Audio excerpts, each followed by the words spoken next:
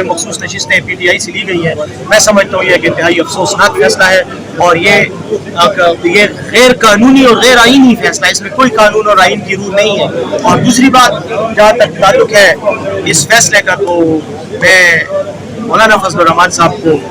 कहूँगा कि उन्हें खुश होना चाहिए कि उन्होंने जो 26वीं आईनी तरमीम की हिमायत की, उसके नतीजे में सुप्रीम कोर्ट अब ये फैसले सर सामने तक इस पूरे वाक़े का ताल्लुक है। जैसे ही ये वाक़या रिपोर्ट हुआ सामने आया तो हुकूमत ने उस सिलसिले में जो भी उस वक्त मुमकिन इक़दाम थे वो किए और अभी तक जारी हैं। चीफ सेक्रेटरी साहब फौरी तौर पर स्वात गए, 4 वज़रा गए वहाँ मौजूद थे, उस वाक़े के फ़ौरन बाद वहाँ पहुँचे और वहाँ पर जो भी रिलीफ सरगर्मियाँ थी उन सब की निगरानी की। जो जिम्मेदार एहलकार जो हमारे उनको मुअत्तल किया गया, उनके खिलाफ एक्शन लिया जा रहा है और उनके खिलाफ इंक्वायरी के बाद जो भी रिपोर्ट आएगी और जो भी जिम्मेदार करार दिया जाएगा उसके खिलाफ बाकायदा कानूनी कार्रवाई की जाएगी। इसको हम लाइट नहीं ले रहे हैं। दूसरी बात यह है कि एक बात मैं सिर्फ बताता चलूँ कि स्वात में जहाँ पर ये बदकिस्मत लोग जो इस पानी में डूब कर जहाँ बहक हुए, इस बदकिस्मत और अलमनाक और अफसोसनाक वाक़े के अलावा भी कई ऐसी जगह थी स्वात में जहाँ पर बारिश के बाद जो ये सैलाब आया उसके नतीजे में और भी बहुत से लोग फंस गए थे। मुख्तलिफ जगहों से रेस्क्यू के एहलकारों ने तकरीबन 80 से ज़्यादा लोगों की जानें बचाई। तो मेरी रिक्वेस्ट मीडिया से ये होगी कि जहाँ पर हम इस वाक़े में की वजह से हम सूबाई हुकूमत पर तनकीद नहीं था, लेकिन मैं ये भी सोचूंगा कि जो रेस्क्यू एहलकारों के काबिल तारीफ इक़दामात हैं उनको भी उठाया जाए, उन पर भी बात की जाए। ये मुझे कुछ और लोगों ने भी बताई है। मुझे लगता है कि जुनैद अकबर साहब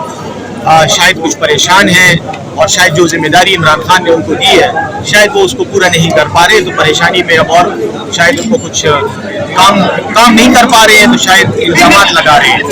क्योंकि जो लोग काम करने वाले होते हैं वो इल्ज़ामात नहीं लगाते। तो उनके लिए मेरा एक बहुत ही भाइयों वाला मशवरा है कि वो चूँकि पार्टी पर इस वक्त एक मुश्किल दौर है, इमरान खान साहब जेल में है, हमारे बाकी कैदीन जेलों में है और बहुत मुश्किल वक्त है। इस मुश्किल वक्त में अगर वो ये समझते हैं कि वो पार्टी की क़यादत के अहल नहीं है और उनको सिर्फ धोना ही है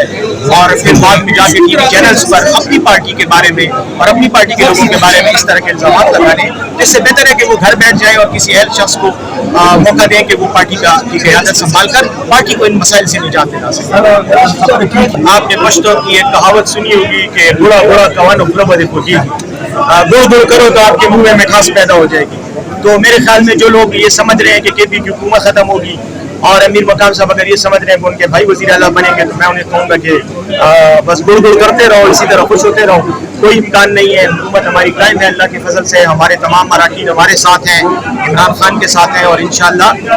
आने वाले वक्त में हमारी हुकूमत पूरे 5 साल अपनी मुद्दत जो है आईनी वो पूरी करेगी और हमें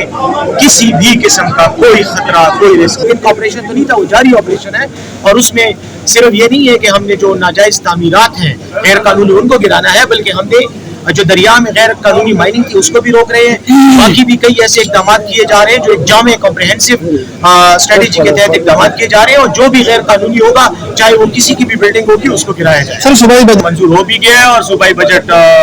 पूरी असम्बली ने मुत्तफ़िक़ा तौर पर इत्तेफ़ाक़ राय से उसको मंजूर किया है। इंशाअल्लाह